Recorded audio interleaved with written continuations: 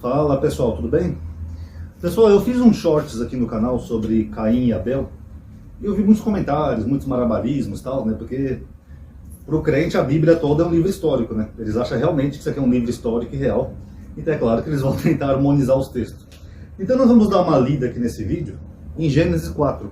Fazia tempo que eu não fazia vídeo assim com a luzinha, né? E nós vamos analisar se realmente é uma história real ou não, tá? Só lembrando, pessoal, quem puder já dá um like no vídeo, tá? A única colaboração que eu peço aqui no canal é isso, é engajamento. Deem like, comentem, ativem o sininho, entendeu? Que o YouTube anda muito ruim ultimamente. E a única forma da gente continuar conseguindo produzir conteúdo é com engajamento. Porque quanto mais engajamento, mais views. Aí o algoritmo do YouTube entende que esse vídeo é bom e recomenda para outras pessoas e até para os próprios inscritos, né? Porque já é uma sacanagem, né? Que a pessoa se inscreve no canal e a gente tem que fazer uma puta força para a pessoa saber que a gente enviou um novo vídeo, tá? Então quem puder, dá um like aí, tá? Vamos ver alguns pontos aqui de Gênesis 4. De Gênesis 3, que é a expulsão do homem do paraíso, por Gênesis 4, a narrativa dá a impressão que é contínua na Bíblia, tá? É como se eles fossem expulsos e já começasse uma outra narrativa. É como se não tivesse nenhum intervalo. E aqui diz assim, ó. Eu vou tentar ler, que essa luzinha aqui me atrapalha. Aqui no aparato crítico da Bíblia de Jerusalém, ele já comenta assim logo no começo, ó, que essas narrativas pertencem às tradições já vistas. E nós vamos entender isso aqui, tá? Daqui a pouco. Porque esse capítulo 4 aqui, na verdade, ele não é uma sequência cronológica do capítulo 3. Só na Bíblia, tá? Mas na prática não. Mas nós vamos chegar lá primeiro. O homem conheceu Eva. Por que aqui a Bíblia de Jerusalém traduz o homem? Porque o nome Adão também é homem, tá em hebraico. Então eles fazem essa separação. Sua mulher. Ela, um detalhe, ele coloca aqui sua mulher. Se só tinha os dois na Terra, não teria nem a necessidade de fazer essa observação, né? Porque só tinha ele e ela no planeta inteiro.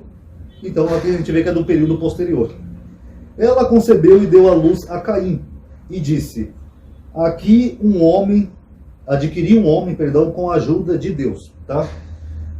Deixa eu só ir anotando aqui para vocês entenderem. O nome Caim em hebraico é assim. Tá? Aqui é o Yud, tá? In. Tá?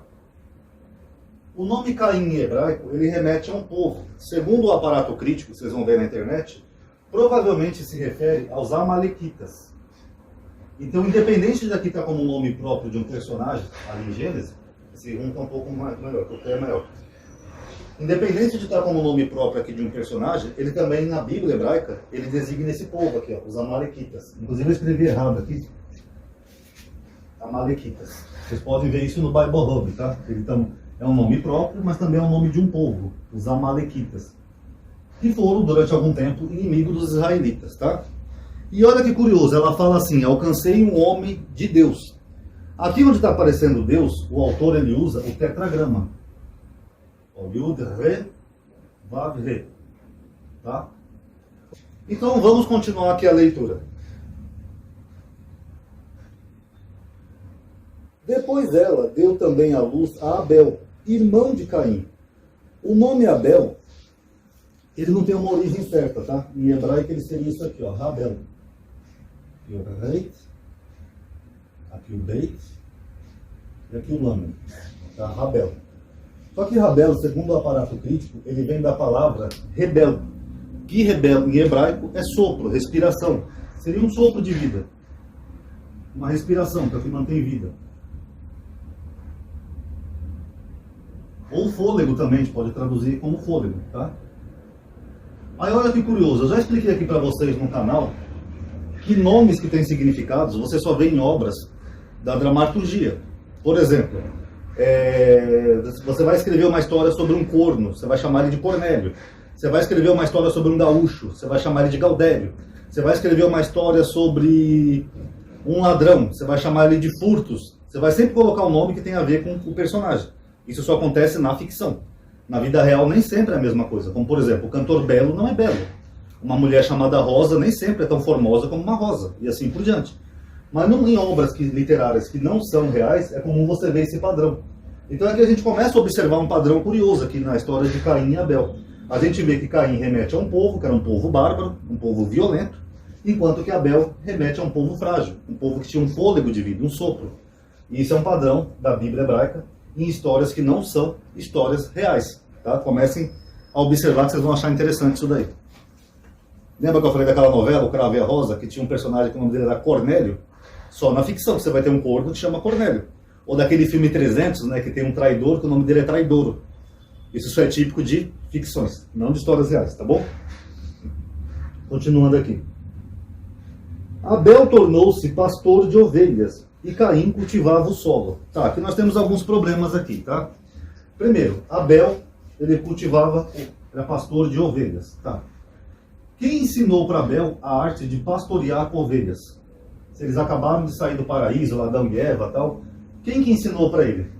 E quem que ensinou para Caim a cultivar produtos agrícolas? Porque segundo a história secular, isso aqui é uma evolução do homem. O homem foi aprendendo ao longo dos anos, né? O homem primeiro era nômade, o homem era caçador, ele caçava para sobreviver. Aí só depois, durante um processo evolutivo, que o homem começou a desenvolver a agricultura, aí o homem começou a deixar de ser nômade, porque ele tinha capacidade de plantar o seu alimento e ele não precisava ficar migrando em busca de novas presas.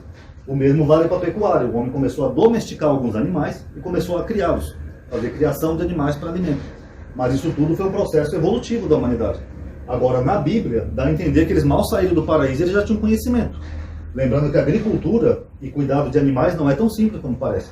A agricultura envolve períodos, fases da lua, solo fértil, você tem que ter algum tipo de fertilizante, você pode ter pragas, etc, etc, etc. Então é meio estranho, né? Porque das únicas pessoas que nascem na Terra, depois do primeiro casal, eles já nascem com esses conhecimentos. O crente vai dizer que foi Deus que ensinou. Mas nós vamos ver, será que foi Deus que ensinou mesmo? Nós vamos chegar nesse ponto aqui também. Eu sei que vai vir esse argumento aqui, tá? Passado o tempo, Caim apresentou produtos do solo em oferenda a Yahvé. Opa, temos mais um problema aqui. Na época de Caim e Abel, então, já tinha um culto? Tinha? Tinha algum templo na época de Caim e Abel? Tinha algum sacerdote? Tinha levita? Tinha a lei de Moisés? Uma pergunta honesta que eu faço. Então por que Caim e Abel ofereciam produtos para Deus? Se eles estão numa época bem pré-origem das religiões. Estão no comecinho da humanidade. Quem que ensinou para eles a prática de fazer um culto e oferenda? Segundo, os cultos que nós já vimos aqui no canal, os cultos hebreus, eles eram destinados aos levitas e os sacerdotes que consumiam aqueles alimentos que eles ofereciam. Uns 10%, né, os dízimos, né, o massá. Agora, quem que comia isso daqui quando eles ofereciam para Deus? Se você não tem nenhuma figura aqui de um sacerdote ou de um levita. Não é meio curioso isso? Enfim, vamos continuar até a leitura. Abel, por sua vez, também ofereceu as primícias e a gordura do seu rebanho. Opa, primícias. O que são primícias, pessoal? São dízimos. Então, se Abel já oferecia dízimos aqui, logo no começo da humanidade, por que em Deuteronômio Moisés vai criar a lei do dízimo? Já não deveria ser uma coisa transmitida? Faz algum sentido oferecer as primícias para Yahvé? Lembrando que só lá em Números, Levíticos, em livros futuros, que você vai ver essa questão de primícias. Mas aqui a gente está vendo já o quê? Um culto recente. Então isso aqui não é dos primórdios da humanidade, isso aqui é uma história posterior que foi encaixada aqui no capítulo 4 de Gênesis. Tá?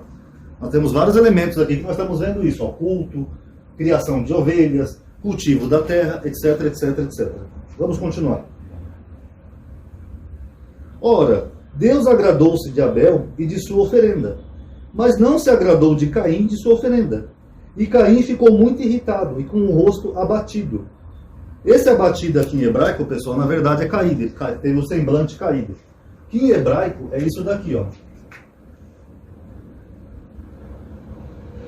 É um Nun, aqui é um Yod, aqui é um Fei, e aqui é um Lamed. O Lamed sempre sai feinho, mas tudo bem. Isso aqui em hebraico é Nifal, que é caído.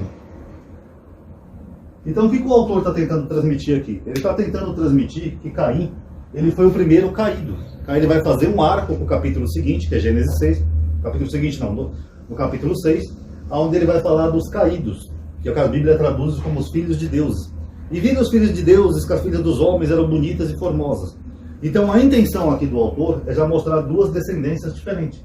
a origem da descendência do que ele chama de caídos, tá? Que são os Bnei Elohim, e a origem dos Bnei Adão, que seriam os filhos de Adão, a partir de Abel. Só que depois, como Abel é morto, torna-se a partir de Sete, tá? Mas é basicamente isso. E disse Deus a Caim: por que está irritado? E por que o teu rosto está abatido? Então aqui você vê que Deus está perguntando algo para Caim. Então esse Deus ele não é onisciente. Logo, se Deus não é onisciente, como é que ele ensinou a pecuária e a agricultura para eles? Primeiro ponto. Mas nós vamos chegar lá mais para frente isso. Se estivesses bem disposto, não levantarias a cabeça? Viu? Levantar. Levantar é o oposto de cair. Por isso que o termo aqui é caído, porque ele estava com o semblante caído. Aí Deus fala, se você estivesse bem, você não ia estar para cima, up, com a cabeça levantada, mas você está caído. Aí que ele faz um arco lá em Gênesis 6, que vê os filhos dos homens e os filhos dos deuses. Mas se não estás bem disposto, não jaz o pecado à sua porta, como animal acuado que te espreita? Podes acaso dominá-lo? Peraí, que pecado? Deixa eu só até escrever aqui, ó, pecado. Deus está falando que o pecado está à porta de Caim. Pecado. Existe pecado sem lei? Existe. Mas como que naquela época só tinha 2 pessoas na terra, ele já tinha uma concepção de pecado? Lembrando que a lei de Moisés só vai ser dada bem depois. Então já temos um probleminha aqui. Deus está dizendo que o pecado está à porta dele, quer dizer que ele está prestes a cometer algum pecado. Algo que seria mal, digamos assim, né? Porque pecado não é só vinculado à lei, tá? Eu já expliquei isso aqui no canal. Mas só que tem um problema. Se esse Deus, ele sabe que só tem 2 pessoas na terra, porque até então a Bíblia não menciona outras pessoas, tá? Só menciona 2 filhos de Adão e Eva.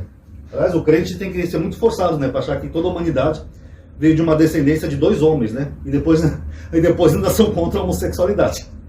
O que é biologicamente impossível. Mas enfim, se esse Deus sabe que Caim vai pecar, por que ele não impediu Caim de pecar? Porque ele sabe, ele falou, o pecado já está às suas portas. Então por que ele não impediu, orientou Caim para ele não pecar? Já pensaram nisso? Meio curioso, né? Sendo que a concepção de pecado, ela só vai ser desenvolvida com a concepção de religião. Então nessa época eles nem tinham essa concepção. Mas vamos lá.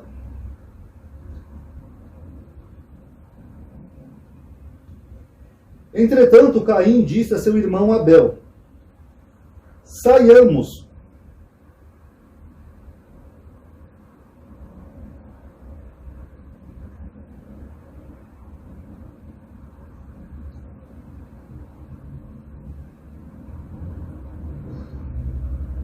Bom, aqui o aparato crítico, só fazer uma observação para vocês, eles falam que aqui o dizer, quando ele fala assim, disse a seu irmão Abel, isso não se encontra no texto hebraico, tá? A Bíblia de Jerusalém comenta que, na verdade, as versões, provavelmente suprimindo o que parecia falar mais do que traduzido das palavras desaparecidas a seguir. Leem, saiamos fora. Então, eles estão falando que aqui é uma construção, tá? Dessas palavrinhas aqui, porque tem algumas coisas perdidas, tá? No texto hebraico. Saiamos. E como estavam no campo, Caim se lançou sobre seu irmão Abel e o matou. Tá, como que Caim matou Abel? O texto não é claro, só fala que ele se lançou sobre ele. Pode ter sido uma pedra, um pau, alguma coisa, e ele matou o irmão dele. Qual foi o motivo dele ter matado o irmão dele? Aqui também não diz a Bíblia, só fala que ele estava com o semblante caído. Aí meio que sem motivo nenhum ele vai lá e mata o Abel, só porque a oferta de Abel agradou mais a Deus. Ninguém tem culpa se Deus não é vegetariano, se Deus gosta mais de carne, mas enfim, ele vai lá e mata o Abel, mas a Bíblia não é clara. Aí Deus disse a Caim: onde está o teu irmão Abel? Ué, esse Deus não é onipotente? Ele não sabia que o pecado estava às portas? E depois esse mesmo Deus chega e pergunta: onde é que está o teu irmão Abel? Ele não está em todo lugar, Deus? Ele não viu Caim matando Abel? Deus, pela lógica, ele deveria saber até onde Abel estava enterrado, escondido, onde ele jogou o corpo dele. Mas aí ele pergunta: onde está o teu irmão Abel? E ele respondeu: não sei, acaso sou guarda do meu irmão? Dando uma patada nesse Deus, né? Sendo grosseiro. Aí Deus disse: que fizeste? Ouço o sangue do teu irmão do solo. Essa expressão sangue do teu irmão, alguns acreditam que possam ser os descendentes de Abel, tá? Porque seria uma expressão que podia se referir a filhos, tá? Então, vamos supor que a Bíblia dá um salto, que ela não fala da infância de Caim e Abel. Então vamos supor que eles tivessem filhos. A grande pergunta é com quem? Só se eles tivessem filhos com irmãs. Só se Adão e Eva tivessem tido mais filhas e eles tiverem procriado com as irmãs. O que biologicamente seria o fim da humanidade. Porque iam nascer pessoas defeituosas e com problemas congênitos, causados pela endogamia. Inclusive tem um documentário em inglês no YouTube chamado A Família Mais Incestuosa da América. Eles são todos defeituosos, tá? Tem um até que late, porque o incesto não é bom, tá? Ia gerar pessoas deformadas biologicamente. É engraçado, né, que os crentes eles toleram até um incesto, né, para explicar a origem de toda a humanidade. Aí tá de boa. Aí Deus disse: agora és maldito e expulso do solo fértil que se abriu a boca para receber do teu irmão o sangue de tua mão, do teu irmão. Então note que aqui ele está falando de solo fértil. Eu vou dar uma explicação aqui no final, tá? Lembrem disso, ó. Caim, ele tinha solo fértil, porque ele plantava, ele era um agricultor, tá? Ainda que cultives o solo, ele não te dará mais o seu produto, serás um fugitivo errante sobre a terra. Então Caim disse a Deus: minha culpa é muito pesada para suportá-la. Vê, hoje tu me banes do solo fértil. Solo fértil. Então note, ó, Deus está banindo Caim do solo fértil. Eu já vou explicar, tá? Terei muito pesada para suportá-la. Não terei que ocultar-me longe da tua face e serei um errante fugitivo sobre a terra. Mas o primeiro que me encontrar me matará. Como assim? Ele vai fugir do ambiente que só tem eles no planeta. Adão e Eva, ele, que ele matou o irmão dele. Talvez se tivesse alguma irmã que a Bíblia não menciona. Quem que ia matar ele se ele fugisse dali? Já tinha outros povos na Terra? Tinha já outros povos antes de Deus expulsar Adão e Eva do paraíso? Meio curioso, né, pessoal? Só aí vocês veem que não é uma história real. Aí Deus respondeu: quem matar Caim será vingado 7 vezes. Quem? E Deus colocou um sinal sobre Caim, a fim de que não fosse morto por quem o encontrasse. Quem poderia encontrar ele fugitivo numa terra vazia, pessoal? Vamos pegar a ótica dos evangélicos. Adão e Eva, Caim, Abel, Caim mata Abel. Mesmo que tivesse umas irmãs ali no meio, ele ia fugir desse meio, ia ser um fugitivo. E quem que ia matar ele? Se tivesse outras pessoas, quem que fez essas outras pessoas? Outro Deus? Caim se retirou da presença de Deus e foi morar na terra de Nod, a leste do Éden. Nod, deixa eu só ver o que a Bíblia comenta aqui, se eu conseguir ler. Essa terra é desconhecida e seu nome recorda o espírito dado a Caim errante na terra de Nod. Peraí, ele foge desse meio, Deus coloca uma marca para ninguém matar ele, e ele vai para o outro lado do Éden, o leste do Éden. Lá já tem uma terra chamada Nod. Quem que fundou aquela terra chamada Nod? Quem que habitava nessa cidade? Eu sei que os crentes vão dizer que foi o próprio Caim que fundou a cidade, mas a Bíblia vai entender que já tinha ali um local até nominado já. E outra, quem que poderia matar ele, fugitivo? Deus tinha feito outros homens que pudessem matar ele, encontrar ele? Como que esses homens saberiam do crime horrível dele? Porque se ele é um fugitivo num planeta que não tem internet, não tem comunicação, os primórdios da humanidade, ele podia até ter matado o pai e a mãe, que ninguém ia saber. Ele podia ter bancado a Suzanne von Richthofen, que ninguém ia saber o crime dele, a não ser que ele confessasse. Então qual é a necessidade de Deus colocar uma marca em Caim? Que ninguém sabe também como é essa marca, né? Alguns acham que foi na testa. Então, pessoal, agora eu vou dar uma explicação, tá? Nós já vimos aqui alguns elementos da história. Os hebreus, eles criavam algumas histórias para poder tentar demonizar os povos inimigos, ou para explicar a origem daqueles povos que combatiam com os israelitas, tá? Não são histórias verdadeiras, são histórias que eles criavam para tentar explicar.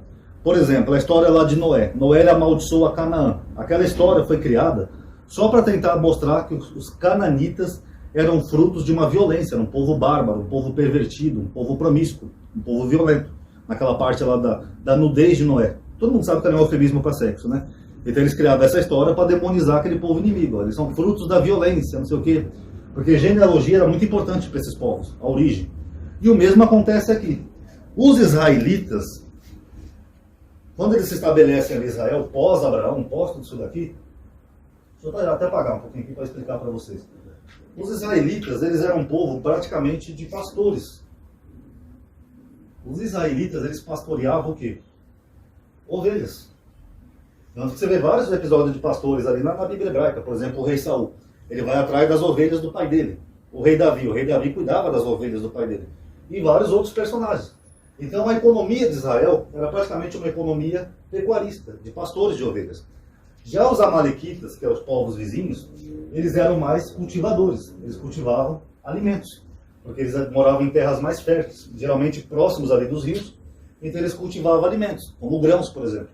Então o que acontece? Eles viviam brigando com os israelitas, os amalequitas. A origem dessas brigas era por questão de território, de solo. Porque os amalequitas queriam mais solo para plantar mais, para cultivar mais. Enquanto que os israelitas, eles queriam solo para pasto, para pastorear as ovelhas. Então isso gerava várias disputas entre amalequitas e israelitas. Eles viviam brigando por solo. Mas aí o que acontece? Os amalequitas, muitas vezes, eles atacavam os israelitas por causa disso. Falavam, as suas ovelhas estão comendo lá o arroz, o trigo que eu plantei. Pronto. Sai daqui, senão a gente vai te dar porrada. Então era mais ou menos assim a situação. Então o autor dessa história de Caim e Abel, ele tenta explicar para as pessoas a origem desse conflito. Ele quer dizer que Caim representa os amalequitas, que eram violentos, agressivos e atacavam os israelitas sem motivo.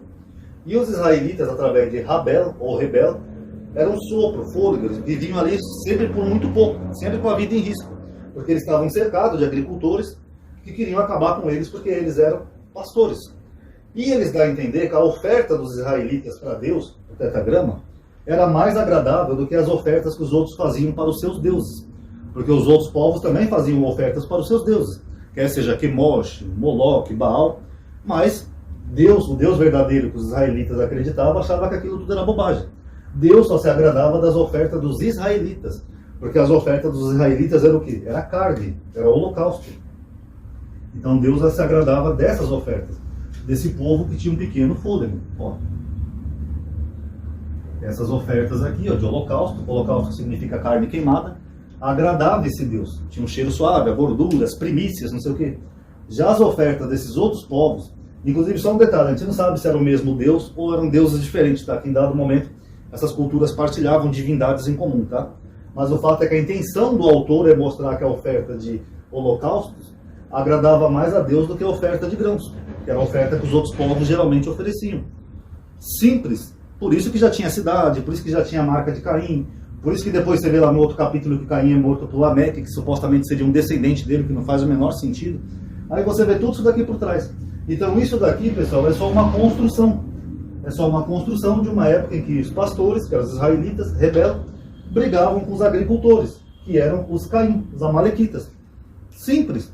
Não é mais fácil a gente tomar a história assim de uma forma bem didática e exegética do que criar absurdos, criar loucuras de que Deus colocou uma marca nele, porque o pai dele ia matar ele, ou a mãe dele, aí ele ia procriar com a irmã, que não sei o quê.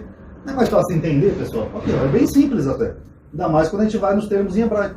E dos amalequitas, que seriam descendentes de Caim, pelo menos o termo é o mesmo em hebraico, é que surgiriam aqueles caídos que a gente vai ver no capítulo 6.